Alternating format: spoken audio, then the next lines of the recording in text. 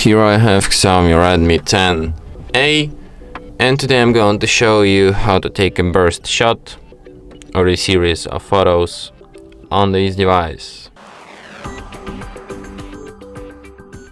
So to do this, firstly you have to open camera, and then what you have to do is to just swipe shutter button right, like this, and the burst shot will start. So let me show you. So just swipe it, hold it like this, and your camera takes the burst shot. Here you can review all these photos and select the one that fits you best. So yeah, and that's it.